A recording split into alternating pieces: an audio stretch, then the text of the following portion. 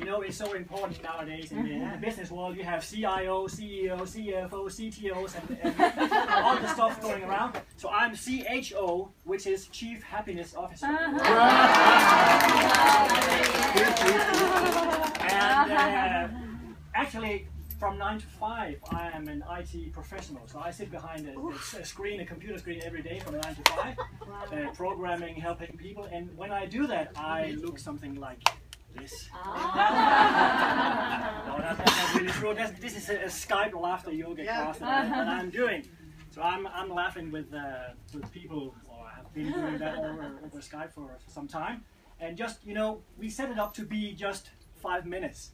So we agreed on the 9 o'clock Sunday morning, something, let's laugh for 5 minutes. But we always stop with 15 or 20 minutes because we cannot stop when we get started. And actually, I am 12 years old.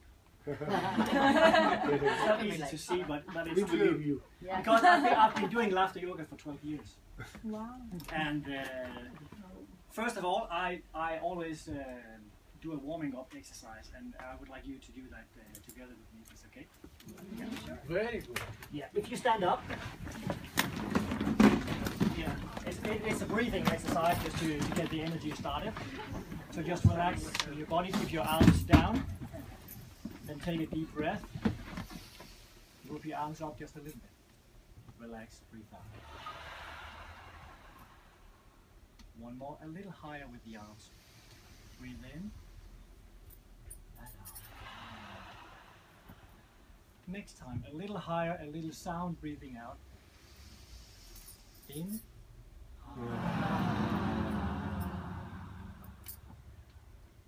In again, a little higher, still sound.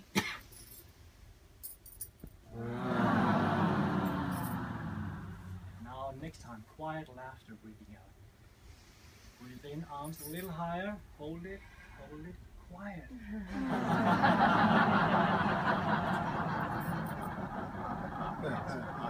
One more time, a little louder this time, a little higher, hold it, a little higher.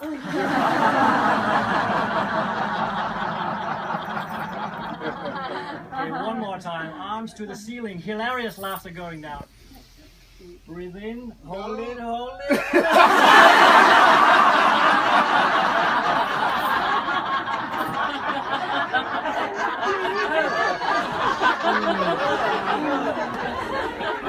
Very good. Very good. Yay! Very good. Yay! Yes, in Denmark, I'm going to talk a little bit about laughter in Denmark. It started all in 1999. Linda. By this man. He is called Jan Thyssen Poulsen.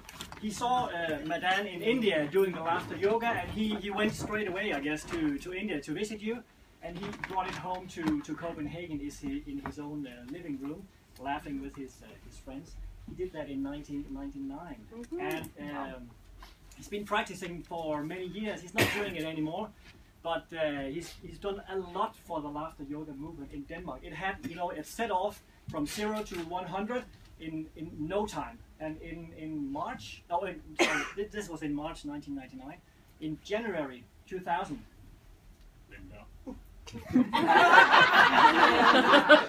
He had this World Laughter Day at the Town Hall Square in Copenhagen, and he managed to get in the Guinness Book of Records for gathering 8,200 people there. Wow! Yeah, this is from the Town Hall in Copenhagen. It's not easy to see in this bright light. Isn't that the population of Denmark?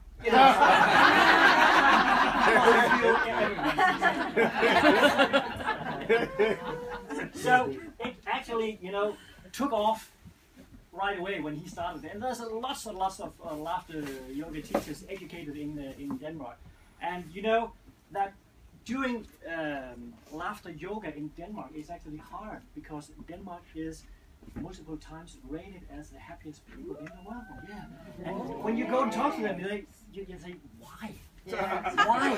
We are happy. Why laugh for no reason? But actually, just before I got here, I looked up in the paper. It said something about, it's in Danish of course, but it says in Copenhagen, when they ask tourists why come to Copenhagen or why not come to Copenhagen, this survey says the tourists say that Copenhagen people have to smile more and give more service. Oh. Isn't that sad? In the happiest country in the world, we don't do that. We meet tourists with, you know, what are you going to have? Coffee? Okay, that's fine.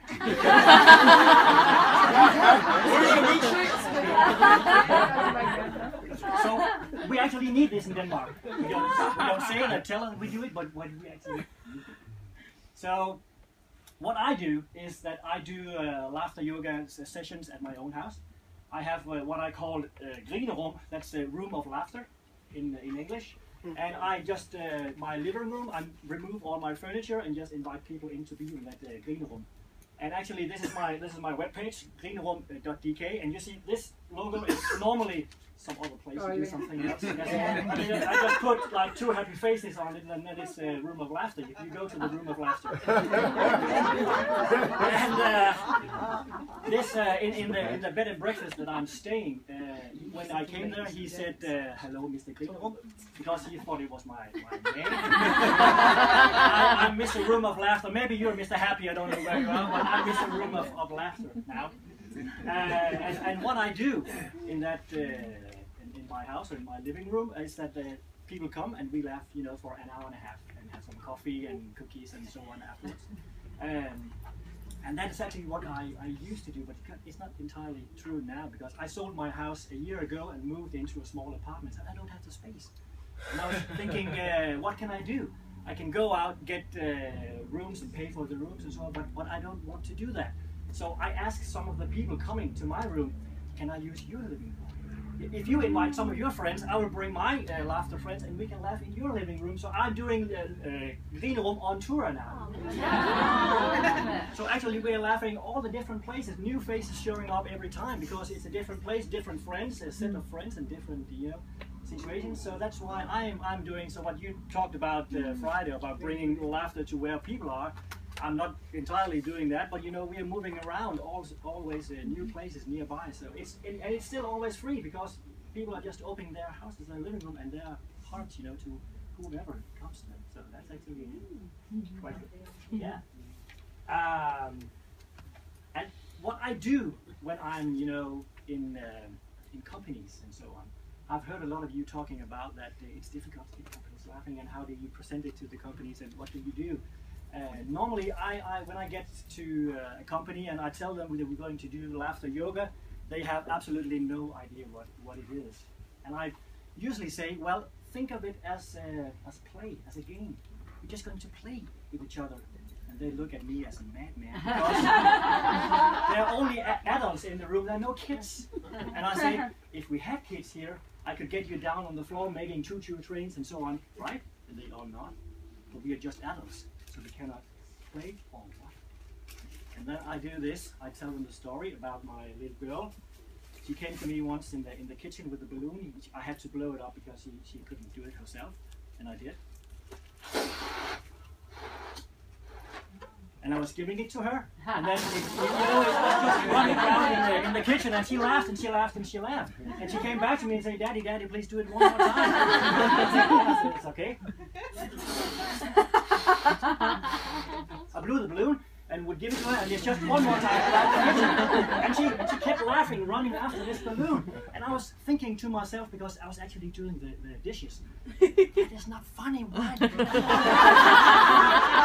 I forgot I was not a child, you know, I was an adult, I was doing all the serious stuff and she was just playing around.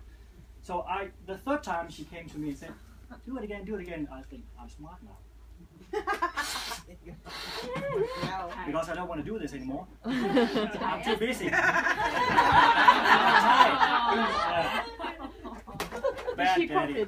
Did she pop it? But never do that with kids, because a balloon like this, there's a new game called You Cannot Hit the Floor. Yeah.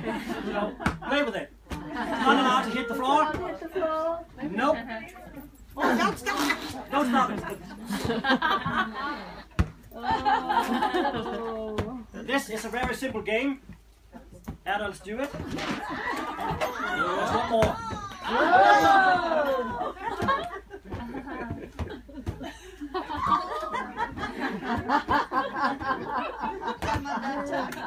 This very simple. It will get adults laughing, playing without thinking. You get the point? Yeah. Doing this in companies with executives and so on. With the head, Yeah.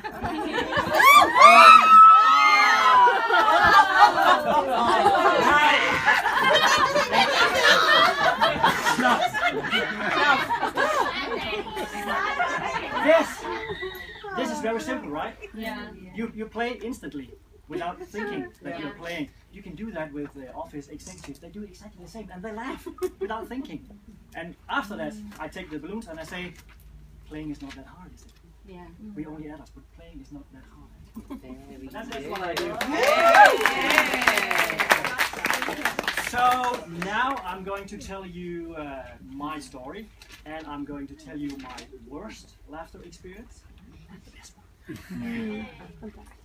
What I do, or what I found out, is that I actually used to be this shy guy.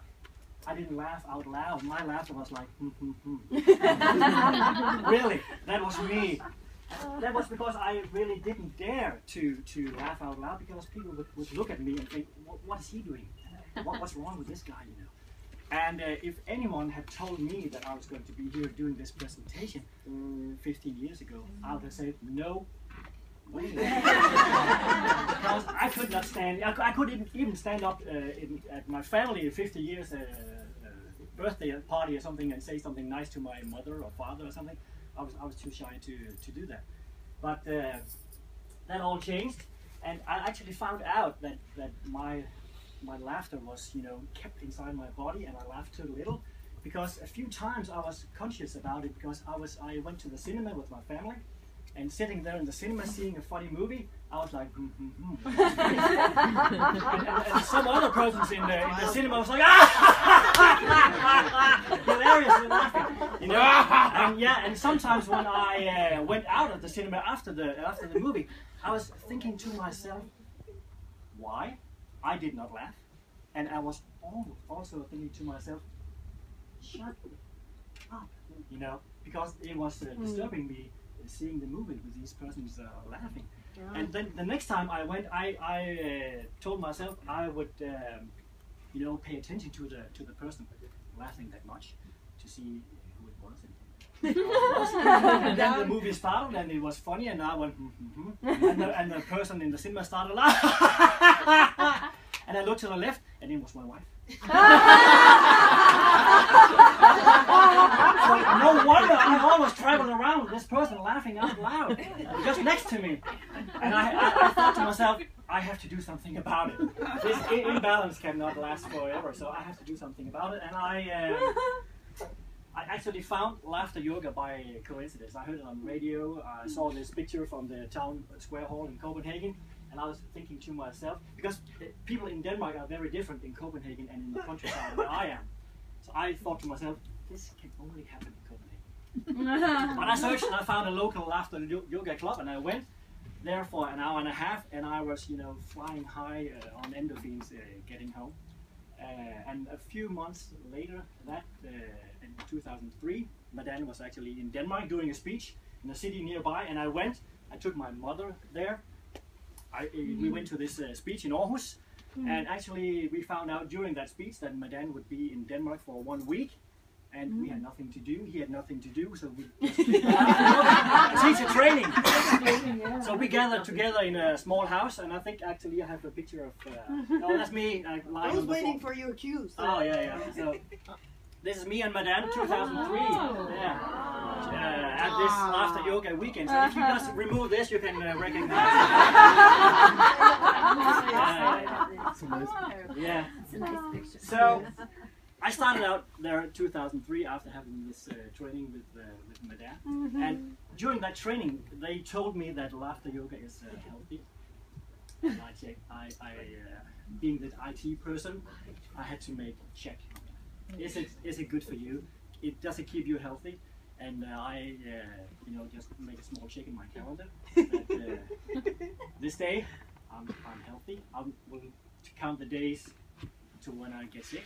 I've been doing that now for 10 years, and I don't have any crosses in my calendar.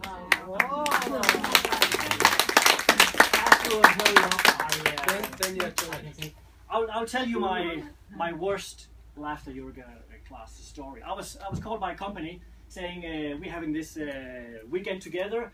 We are the subject is conflict handling, you know, between executives and employees and so on. So the theme is conflict handling. Can you come and do some laughter yoga in the evening? I said yes, of course.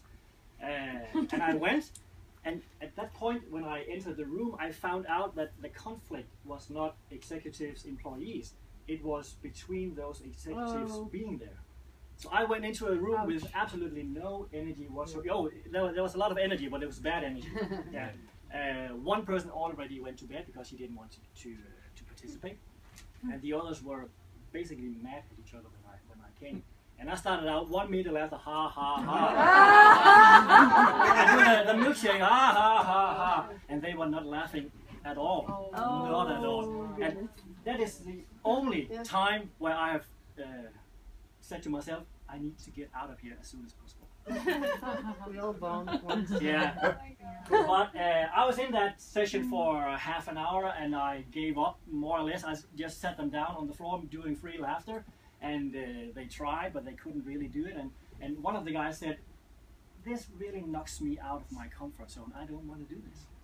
And the boss then said, "Well, this is what we're here for. This is the purpose of this meeting. So what this guy is doing is actually what we need. He's pushing us out of the comfort zone, all of us." Right. And then they started talking. They started talking positive, you know, to each other. And I'm getting goosebumps now. But it was so fantastic. So even if it was the worst experience ever, it actually came a good one. Even though it wasn't laughter yoga that came out, but they just started, you know, talking. The best experience ever is that I was called by the brain damage community in Denmark. They also had a weekend. Can you come and do some laughter yoga? And I said yes, without actually thinking what I was saying yes to, because brain damaged people, what do? You know. So I went, and in the car there, I remember looking at myself in the rearview mirror and thinking, is it really a good idea to do this? And what are you going to do? What exercise and what? So I came in, and I saw all these people, some in wheelchairs and some you couldn't really see, but they had some brain damage, no speech, or they couldn't hear. And we gathered in the group, and we did the exercises. And then just one guy, he was really in the bad condition. He sat in the wheelchair, he couldn't speak, he couldn't hardly move, but he had this, you know, this plate where he could text, and he had this napkin, and he drooled, and we laughed, and he just sat there looking at us. And the more we laughed, the more he drooled, but he just, you know, sat still in that wheelchair.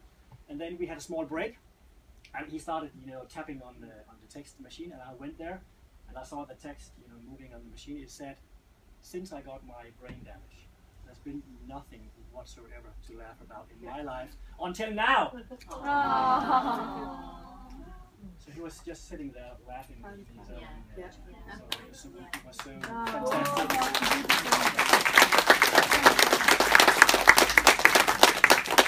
Slideshow. I'm using these clown noses wherever I go, you know, to have fun. This is me doing a bike race in France for 175 kilometers. I had the nose on at the finish line. This is me in Mallorca just a few weeks ago, and on the beach there having the nose. And this is me together with the hospital medical clown and my kids. And this is me doing fitness workout. That's not how. And I think there's one more. This is me together with a famous Danish singer after a concert. So to me, visibility is important, so I bring these noses all over the place.